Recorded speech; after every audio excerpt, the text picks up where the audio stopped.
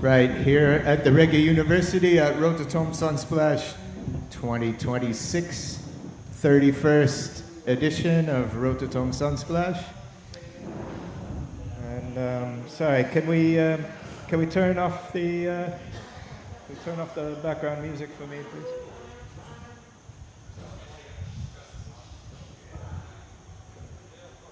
Okay, thank you. So, before we begin this session, just to remind you of who we have on our panel here. On the far end of the table, we've got Ellen Lilly Koelings and Pete Lilly. They are the joint editors of Rhythm Magazine from Cologne in Germany. Most of you will know Rhythm Magazine was in print for 25 years, recently made the transition to an online entity. I'm encouraging all of you to go online to rhythm.world, that's RIDDIM.world, and subscribe. You'll get all your reggae news and views, interviews, album reviews, all kinds of content in both German and English. So please log on, show your support. And right about now, please give a warm welcome to Keith Porter of the Itals and Keeling Beckford.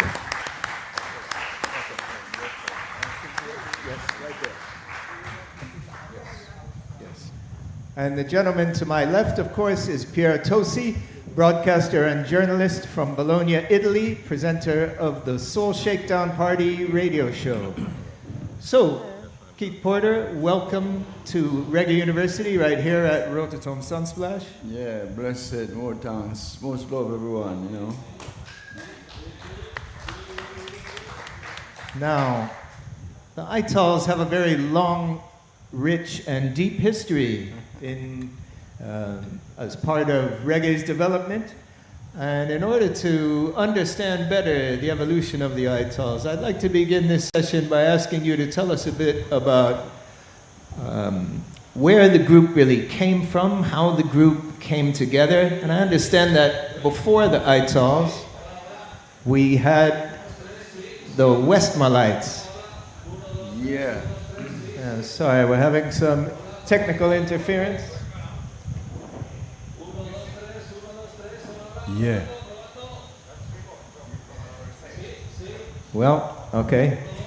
I guess we'll do our best. So anyway, yes. So Keith, can you tell us a little bit about where did the group come together? Where do you all come from? Well, I like to say greetings and most love and blessing to each and everyone, you know? Yeah. They call me Keith Porter. Originally, my name is Alvin Porter. But Keith is the name on stage, you know? Yeah, for real. Okay. Yeah, I come from a little district, a little area in Westmoreland, Savannah Mar. Savannah Mar, you know? Okay. That's Jamaica. Yeah. And that's where I really was going to school. You know, I've been to school there, you know, and, you know, I sort of fall in love with the music because I heard my mother singing. Okay. You know, my mom singing around the house like, you know, all the time. Yeah. And so I pick up on that little singing thing that she, you know, she started. And then my dad had like one of those telefunken radio, you know. So I connect that to one of those big box.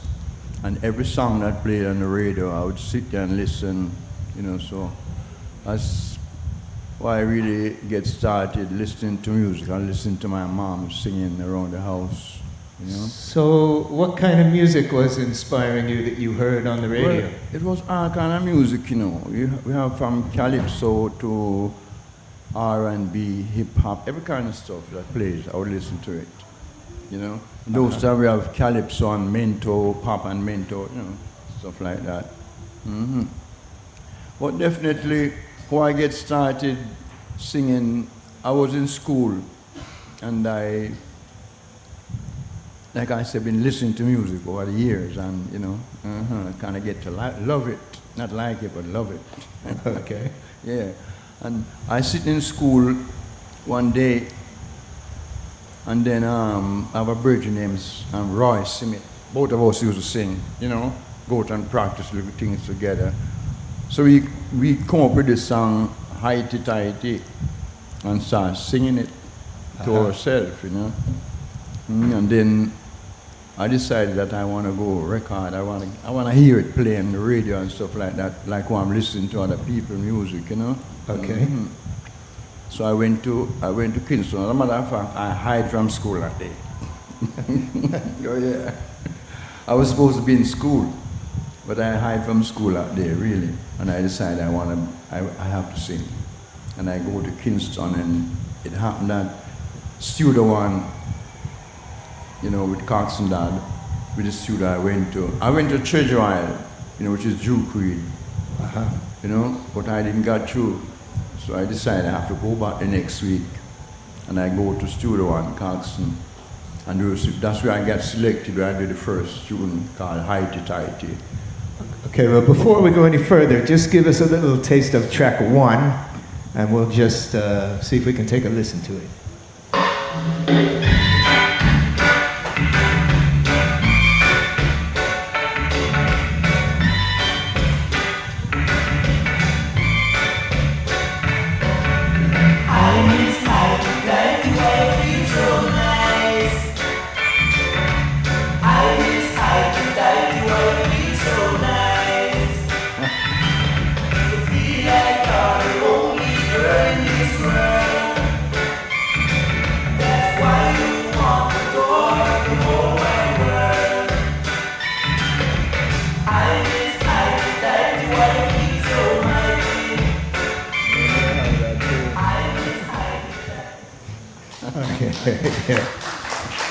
Yeah, really.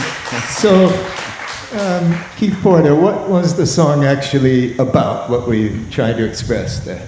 Well, you know, in that time, and those times, you know what I mean, like, you try to, like, communicate, like, you know, some people, you know, ladies and stuff like that, and, you know, they want to talk to you. You know what I'm saying? Yeah, they want to be scared for some reason, I don't know. But, you know, so we just come up with a song that, you know, well, you know, why they scared, you know, and stuff like that. You know, it's like highty-tighty, you know, they don't even, you know, don't want to talk to their own friends and stuff like that, you know what I mean? So it's like, okay, you know, we just come up with that lyrics, you know. Okay, so, but you're saying, so you were there in Savannah Lamar, which, I mean, the distance to Kingston is quite far. And so you were saying you bunked off from school. Oh, yeah. How did you get to Kingston to audition at Treasure Isle? I tell you, I hid myself on a truck, the back of a truck. Yeah, for real. And I know the guy who works on the truck. And I, you know, tell him, hey, I want to go to Kingston, but I don't have no money, you know. And I want to get to Kingston, and, you know, yeah, I said, don't tell the boss. Yeah, so he, you know, he knew I was there, so he set me at the side. And when I get to almost in Kingston, like 3 miles, you know, I get off the truck. Yeah, because I know how to get to Studio One at time, 13 Brentford Road, you know. So I get out the truck and I make my way up to Studio One. And that's where I get selected to do the song Highty Tighty. Okay, so that was the two of you, you and Keith Smith did that together as a duo? Huh? Is that right? You and, Roy Smith, you did that together as a duo? Yeah, man spar. Well, Roy Smith, he was in Kingston. He was in Kingston, but I need to get to Kingston, you know? If I didn't get to Kingston, it wouldn't happen. But you'd been singing with him already before? Yeah, we've been practicing, you know, harmony, you know, back and forth. Yeah, we sing different songs and stuff like that, you know, but wasn't together as a group.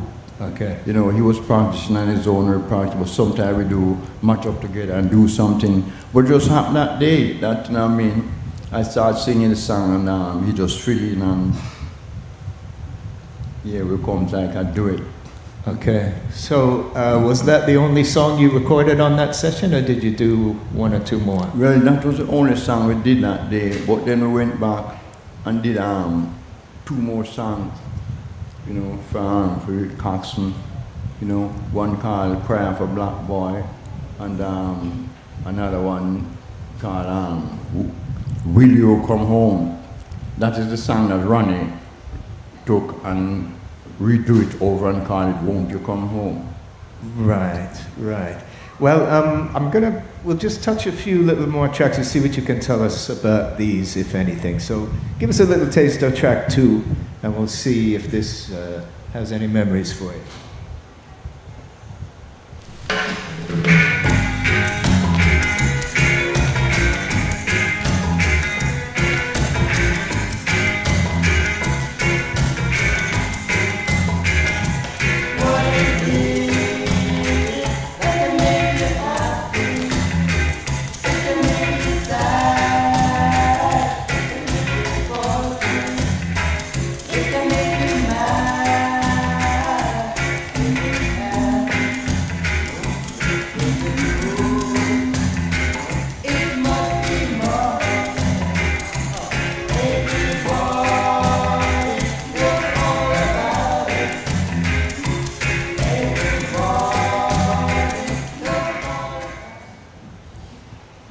Sometime in the Jamaican music, they mix up things and stuff like that. Right.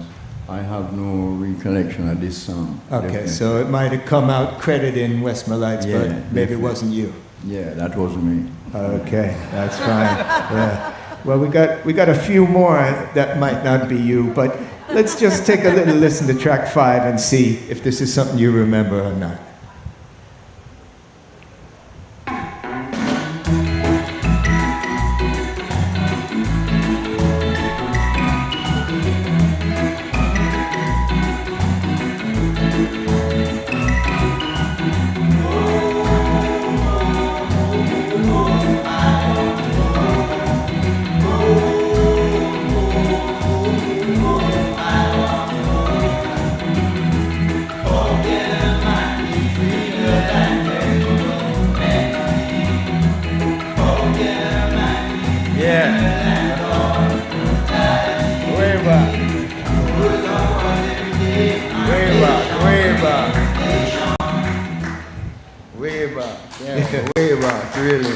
Yeah, this one was way back. I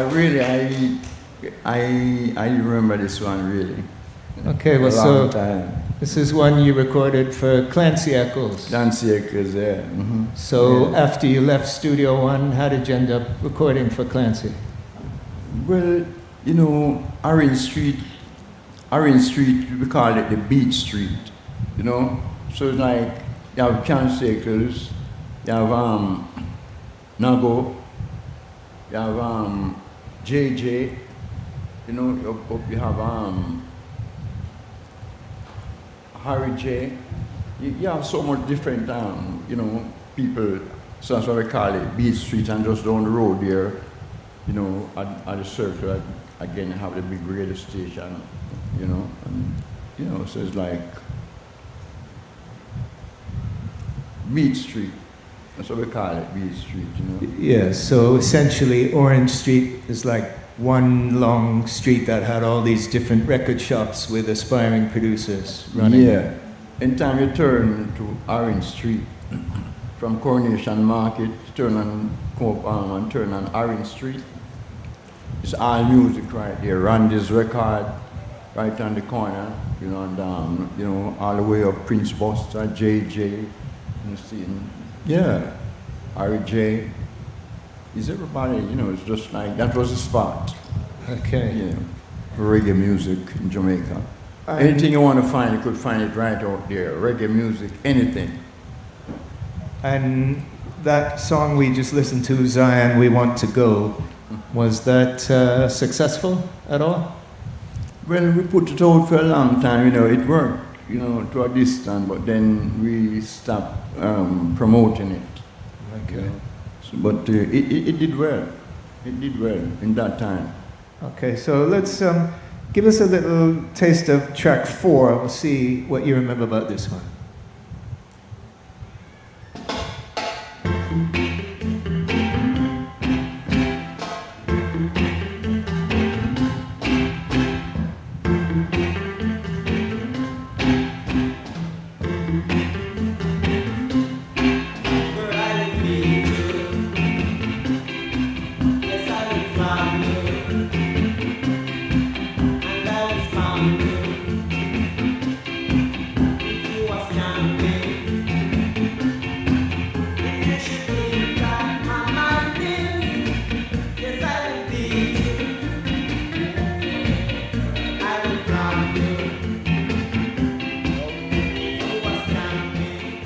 So you don't, nothing to do with the group again? Nope. Okay, so it could be another mistitle. A lot of 45s, sometimes they didn't know who was on the other side when it came out in England, so they just gave it the same name. Yeah, a lot of 45 that came out in Jamaica, you know, you couldn't tell who did the song and stuff like that. There was no name and stuff like that, you know. You might say a name for 2 days and it's just fade away, you know, so, Right. yeah. Okay, well, let's move up in time a little bit later. Give us a little bit of track 8, and we're going to see what you can tell us about this as the Westmorelites starts to head towards the Itals. 8.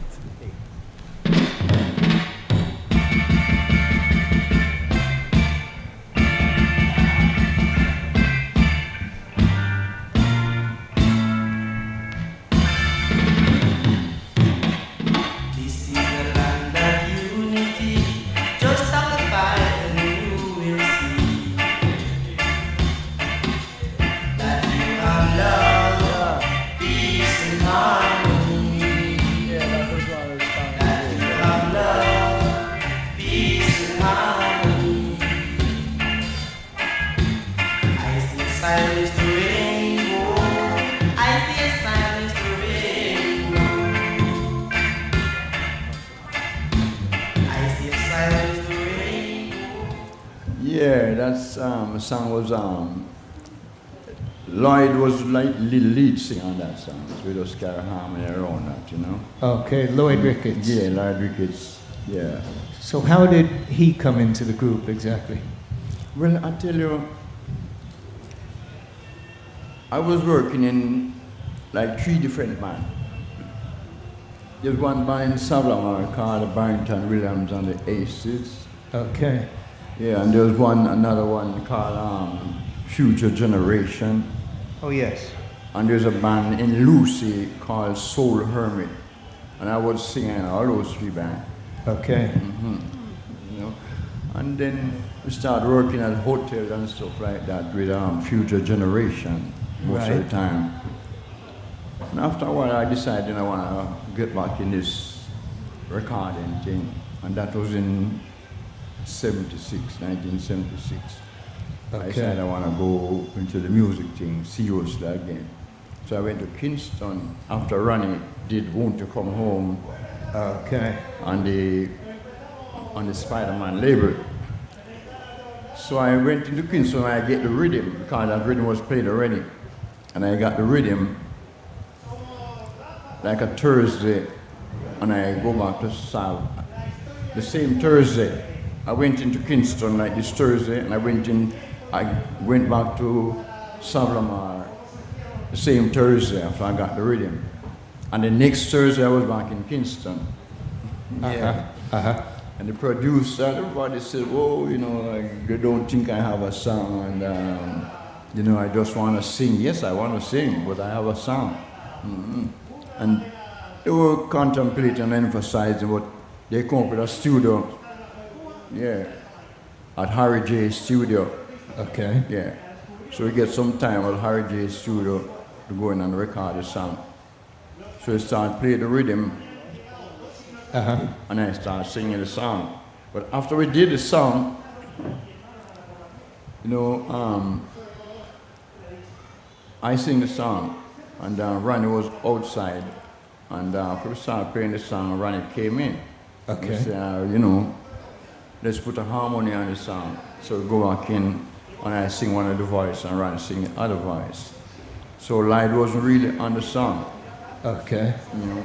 But after we go out to Sab now, Lloyd was a singer. He sing around town and stuff like that. So we decided, you know, let's put Lloyd into the thing, you know, and, you know, have a group.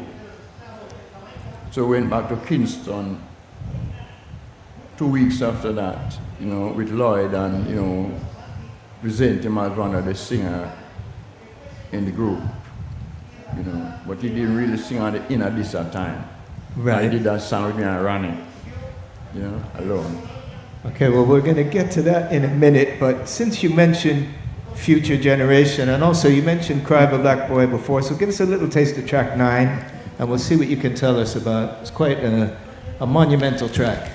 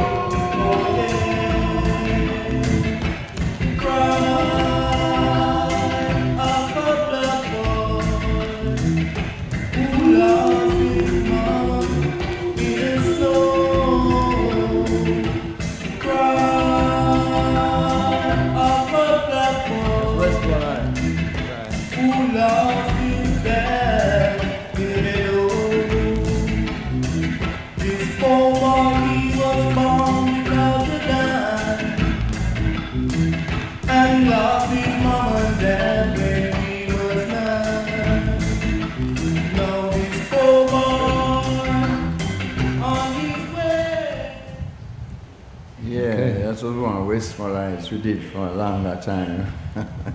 Yeah, I think it came out, it just credits Keith and Roy with Future Generation. Yeah, we'll find that.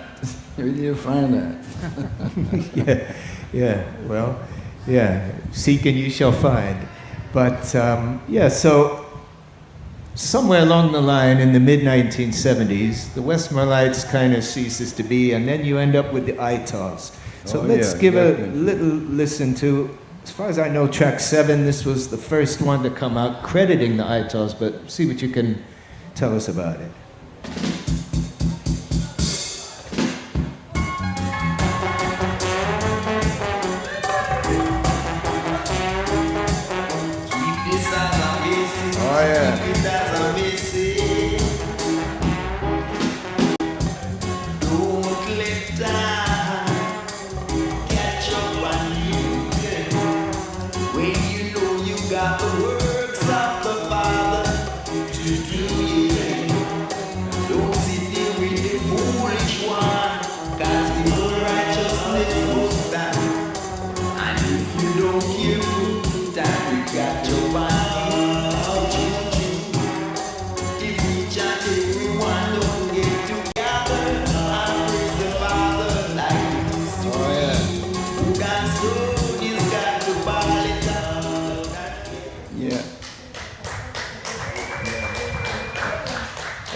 Thank you.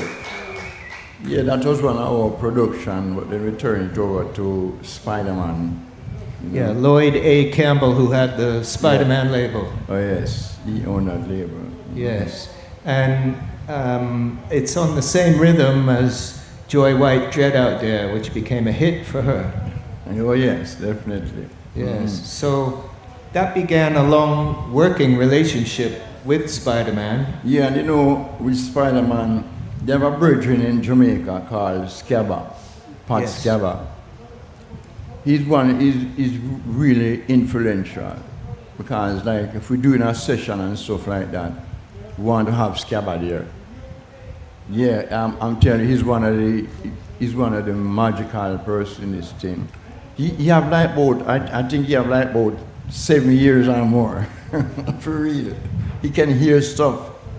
Yeah. So he knew when a song would hit and he could help guide you. Oh yeah, definitely. You know, I have to give credit to Pat Scabba, really.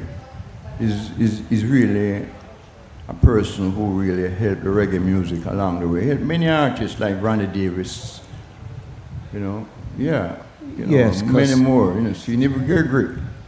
Right. You know, seeing Pat Scabba was there, you know, seeing, many, you know, Keelan Beckford, Pat Scabba was there for him, said we. You know that, you know.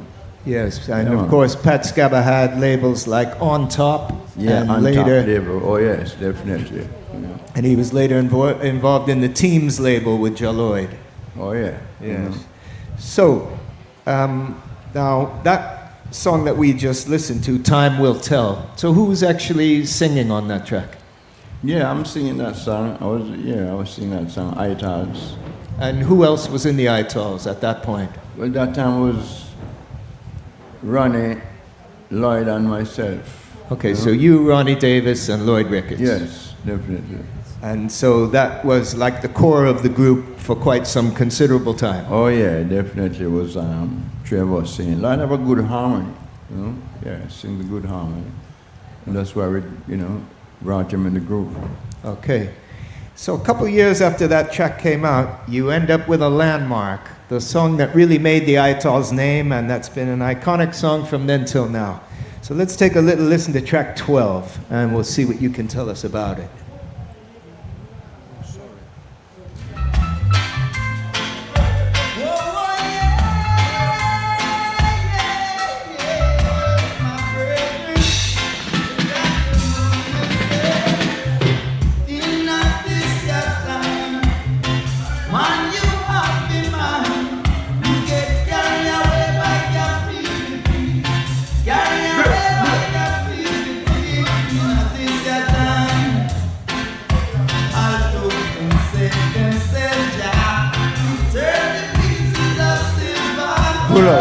Pull up.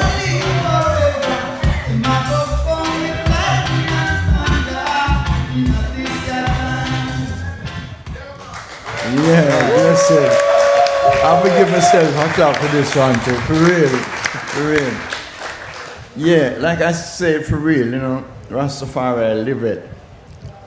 It took me 8 days to make this song. How so? Well, I got the rhythm on Thursday, and I went from in Kingston, I went back to Savlamar. Okay. I went to a place called Bottom Bay. Yeah, my talk low, Savlamar people can't hear and understand. I said Bottom Bay.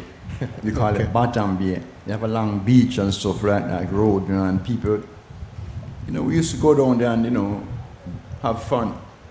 So I took the rhythm and jumped on a bicycle and started riding, playing the rhythm, yeah, and you know, try to find some lyrics. So riding back and forth, you know, yeah, this rhythm, the lyrics started come to me. Yeah, I started put the lyrics together, and then I find out, well, I find the first two verses, but I want to find something to swing the song. Okay. Mm-hmm. So it was like on Friday, Saturday, the Sunday, the Monday. I remember the Tuesday. I find the verse when I said, "Oh, you want to say that you love Georgia?" I find that verse and I say, "Yes, I got the song." Yeah. And I called the producer, Light Campbell. I said, "I'm coming back in Kingston Thursday." And I said to Ronnie, I'm coming back in Kingston Thursday. I said, "For me, I have a song. I'm going to record the song." When I get in there, the producer, I hear them saying that, you know, we couldn't have a song so early. You know, I just want to sing, and yeah. So the engineer was Sylvan Morris. So I'm Sylvan Morris, end up in the studio. I said, "Sylvan, just play the rhythm." And Sylvan put the rhythm on. And I laid the song one cut. Oh yeah, it was one cut. Okay. And we started playing back the song again. Yeah, and Sylvan started dance. When Lydie come in the studio, I'm saying, "What's the Sylvan dance yet?" Yeah. And from that time until this time, we decided that we want a harmony. But Ronnie was outside the studio. And then I called Ronnie in and listened to the song. I said, "Hey, we could take a harmony." And I say, "Hey, Ronnie, you sing one harmony, I sing the other one." So I went back in this studio and tell Sylvan to play the rhythm, give it a different track. And that's why I just laid the other harmony on it and call it In a This Time. Okay. From that time until this time. But there's no other time but this time. Okay. Now, And in a this time had a quick reaction, like being played in sound system, or took some time to go to the top. the song in this time. Was it an instant hit, or did it take time to become Oh yeah, popular? yeah, it was an instant kick. I tell you, it was instantly, it reached the people. I tell you, like, I heard Lloyd Campbell say to Sylvan Morris that, Sylvan, I never see you dance, you know? And Sylvan was dancing around the board. Yeah, we recorded at Harry J studio. Yeah, he was dancing around the board there, and he walked away from the board and we danced, and you know, yeah. From that time until this time, anytime that song play anywhere, it have to play again. But I tell you, the rhythm came from this song that we did from Studio One, you know. Okay, so you licked the rhythm back over at Harry J. Yeah. Okay, gotcha. So the Itals recorded quite some hard-hitting tracks at that time. So give us a little taste of 14, and we'll see what you can tell us about this one.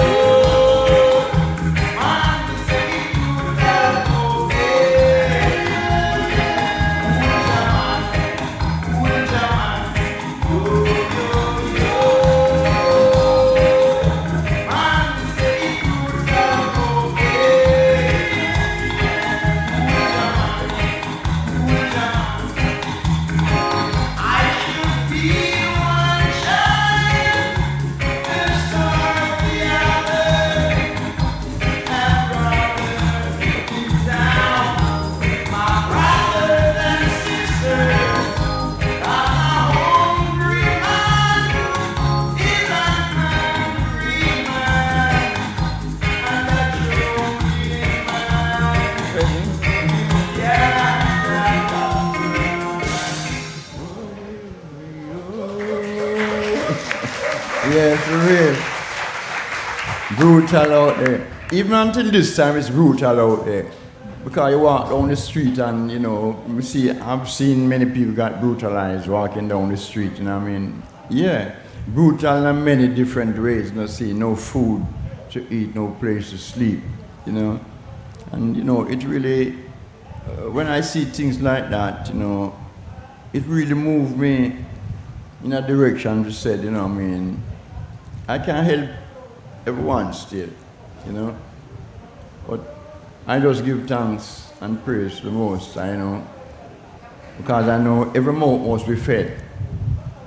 Yeah, I mean, yeah. Okay. Now that track came out as a single, 1976 or thereabouts, and it ended up as the title track for your first album, but the album doesn't come out until 1981. And you know that album have been released in Europe or anywhere, only in America. It's a partial release in America. It have been released over here, but you know, sometime soon, hopefully, I get more of my music out because you know, I love the reception, and I want to say thanks to each and everyone for being here. Thanks for having me. Thank you for joining us. So the label that put that album out was called Nighthawk Records. They were based in St. Louis, Missouri. Yeah. And the Itals had a long working relationship with the label. What can you tell us about working with Nighthawk? Well, with Nighthawk, I would say I thank them for really come and, you know, find me. Because when Nighthawks come to find me in Jamaica, they told me that they've been there like 5 or 6 different times. Yeah, and they have seen many different people who say they are Itals and stuff like that. Because things like that happen. Oh, Right. yeah, I'm for real. I was I was at a place called Bottom Bay, the same place that I wrote in a distant time. Uh-huh. Because I was doing some farming. And I was in the farm, you know, checking over my herbs and stuff like that because, you know, I love my herbs and I smoke. I've been smoking since I was about 7 years old. I never stop it. Never take a break. The only time I take a break is when I go to a country I can't get it. But other than that, I smoke right around the clock. For real, straight up. Okay. You know? Yeah. Blessed. And I was in my field and I heard that 2 white men is at my house in Sabramao waiting on me. Somebody come to tell me, say, white man, the house waiting on me? I say, yeah, so I tell her for real, I shot my machete. I'm serious, I got my machete and I went up with my machete. Yeah, for real. God, I said, what did I do? I don't ever do anything. So when I approached, I saw the 2 guys sitting on my porch, in like my veranda. You know, I say, I say in a loud voice, I say, yeah, what? You know, they say they come to see Keith Porter. So I said, that is me. What did I do? Yeah, and they said, no, he didn't do anything. It's we come to see about the music. I'm saying, oh, no, the joy start come over. Yeah, the joy start come over now. You know, I said, wow. And they start telling me about, you know, they want me to go to Kingston and do some recording and stuff like that. And I say, do I have to sign a contract or something like that? They say, maybe we can sign a contract later on. But I say, if I have to sign a contract, I want to see some money. If I have to sign anything with anybody at any time. He said, well, you don't have to sign any contract, but we can make an agreement. I said, all right. And, you know, we make some arrangement to go to Kingston, you know, and start record the song for the album. So that's how we start. That's how we come about it. Okay, well, let's take a little listen to a little bit of 15 so we can see what came out of that connection. 15? Yeah.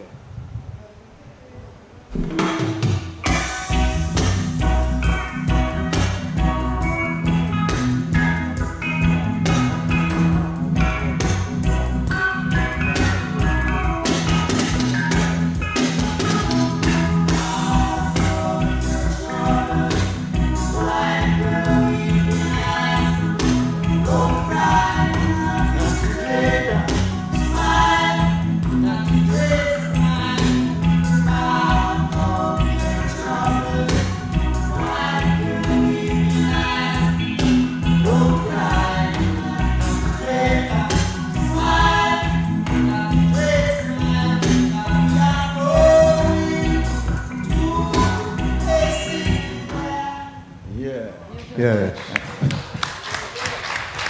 Yeah, that's one of the tune. Yeah, that was one of the tune from the album Brutal out there. You know? Right. Mm-hmm. Yeah, it was a nice track.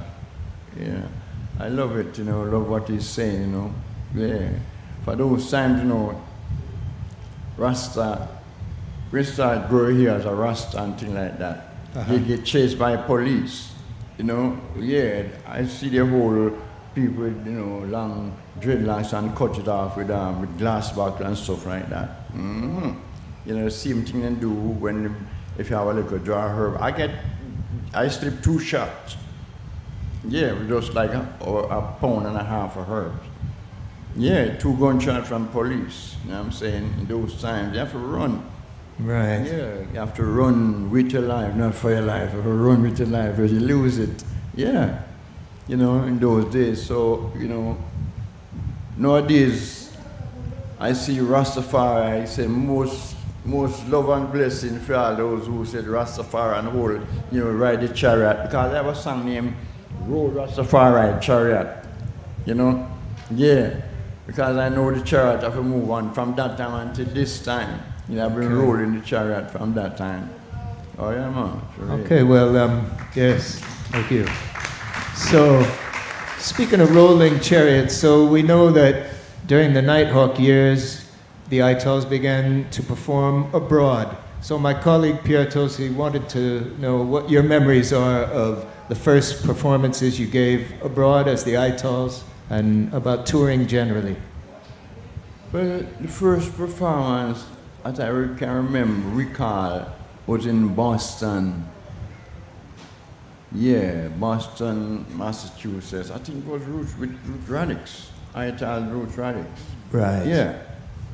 Yeah, Itals Roots Radix at Boston. It was Boston University.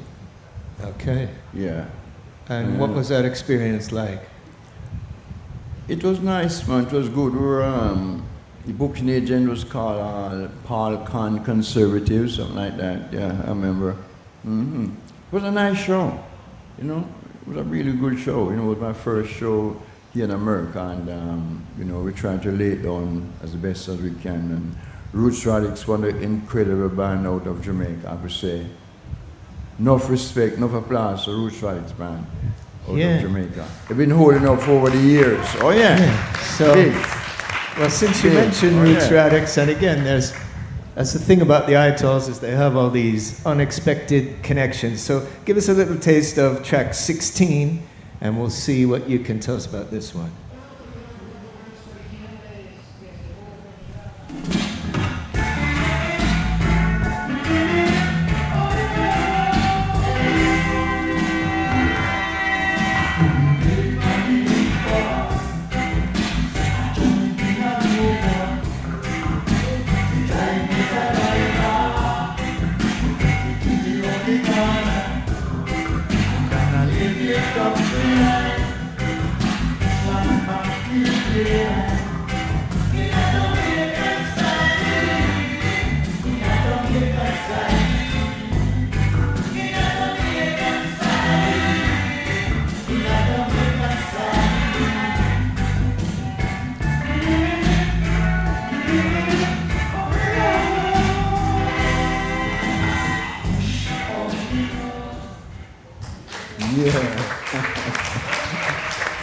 Yeah, this was on, thank you very much.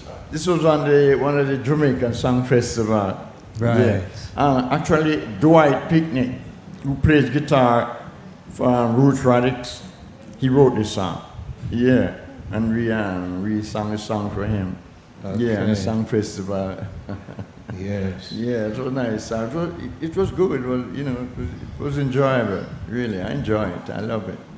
So you had that close working relationship with the Roots Radix from the early 1980s. Yes, onwards. man. Who Roots Radix, Style Scott, you know, Bless His Soul, Binky Bunny, Celia Johns, you know, all of them, Sticky, you know. Yeah, they lie in peace. We give thanks every time. Okay. So it's almost that time when we're going to give you good people the platform to put your questions to our special guest, Keith Porter of the Itals. But before that, I'm going to see if I can squeeze in a taste of one or two last tracks. Let's see. Give us a little taste of track 23. This is Moving Up in Time a Ways. See what you can tell us about this one.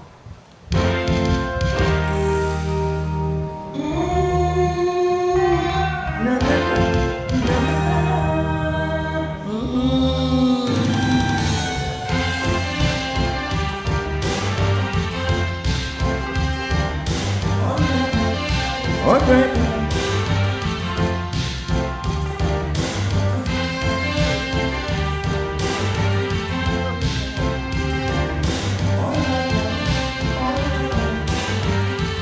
The Rhythm Safari.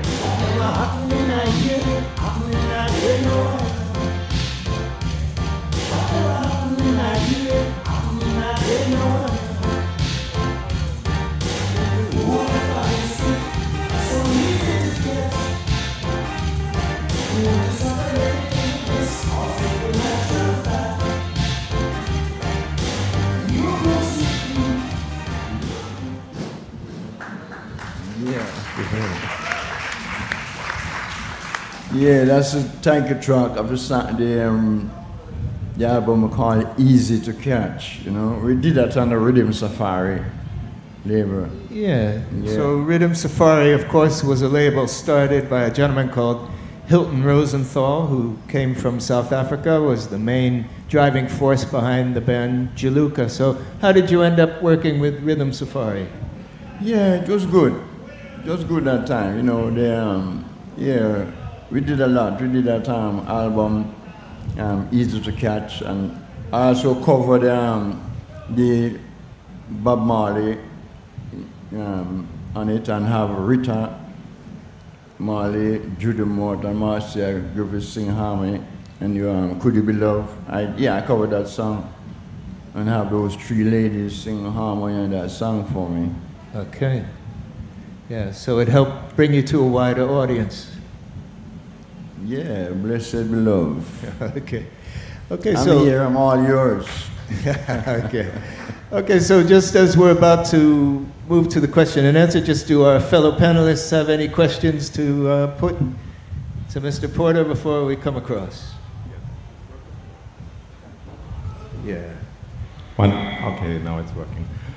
Yeah, I would like to know what it was like for you when you played in Europe or in the US in front of a wide audience for the first time. What it was like to you to present your music to an audience that not necessarily understood the lyrics and might not be so familiar with the music. Well, I tell you, getting on stage for me is something I want to do all the time. I did want to do this for a longer time, you know, so getting on stage is like, it becomes natural to I, you know, really natural. It's like, the first time I've been on stage, I can remember the song that I sang. The first time I've been on stage to sing a song, I can remember it was a cover song by Joe White and Chuck. Okay. Yeah, way back, you know. The song said, I know my love for you is stronger than any other one. I know my love for you is stronger than any other one. And if you think it's a lie, just look right in my eyes, then put your lips to mine and then my lips to yours, and we know. Yeah, thank you. Thank you. You know, I was about 8 years old, and I remember the thing that I wear. I'm telling you how I was enthusiastic to get on stage. Yeah, I never forget, you know, so getting on stage to me is like, I'm ready, I'm always ready. Okay. Always ready, you know. Okay, thank you for that question. Okay, so I think we've reached that time when we're going to put the question to you. The audience can put your questions to Keith Porter of the Itals. So who would like to ask the first question? Okay, we got a question over here in the second row. Yeah, we're bringing you a microphone. Yeah, thank you. Hello, thank you for your time. I would really like to know, do you have a life motto or like a saying that you always have with you? Something special? No, say it again, please. If you have a life motto Motto. or a special saying that you've always had, something like that, right? Yeah. Well, you know, I just go with the time, you know. I just go with the time, whatever comes up, you know, at that special time, you know, seeing, I just bring it out. Yeah, because, you know, it's like the most I say, I just open my mouth and just fill it with words. It's real. Okay, yeah. Question over here. So I'm DJ Sosa from Choice FM, and my question, I always ask people, what is well-being to you, and how do you take care of your well-being, sir? Well, I tell you, I take care of myself by, you know, I exercise, I give thanks every time, every minute, you know. I tell you, I like to cook for myself, you know. Yeah, I like to run around. I used to be an athlete. I used to run like the half a mile from my school. You know, I play cricket. You know, I play a little soccer. I'm not no soccer star, you know what I'm saying? I play cricket. I run from a school. You know, I do farming and stuff like that. You know, and Yeah. Okay, thank you. Okay, yeah, next question.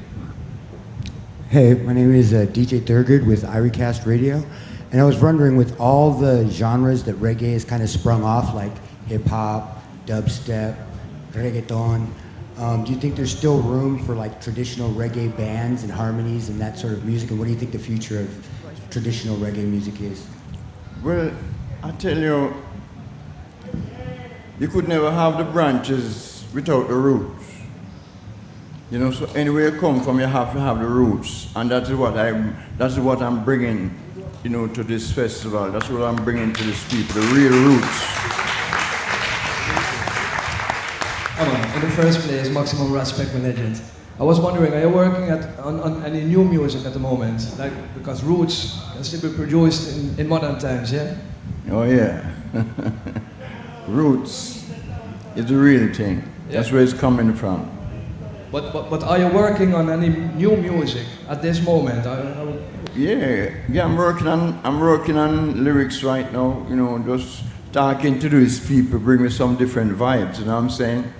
Yeah, I might not be writing it right now, but it's up here, you know what I'm saying? That's how we do it. Yeah, for real, give thanks. So, but are you planning to go back into the studio soon to record, or? I tell you, I just left from the studio. Okay. You know, I just left from the studio out in Jamaica. I was in Jamaica. Like, I left from Jamaica on the 10th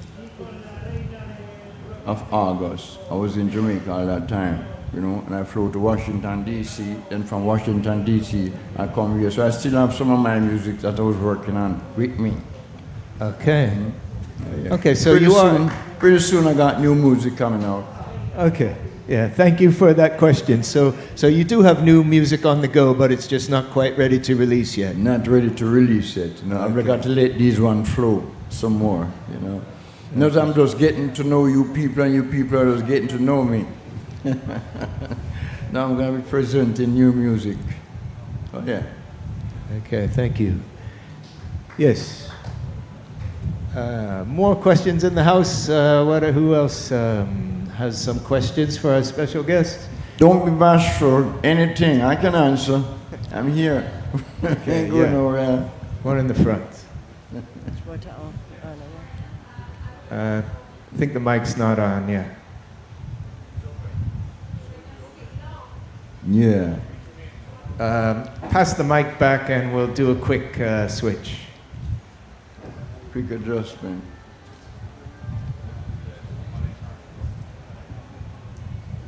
Okay, no problem. Here you go. I'm writing new music right now. All right, bless up, Mr. Porter. I would like to know what gave you the confidence to skip school and hide on the truck and go to Kingston and audition, you know, as a youth, and who inspired you to do so? Well, you know, my inspiration comes from the Most High, you know. Yeah, and I just go humble because like him say the humble calves get the most milk, you know. So I just stay humble at all time and, you know, go with the positive vibes. Really. Thanks for asking. So also, yeah, thank you for that question.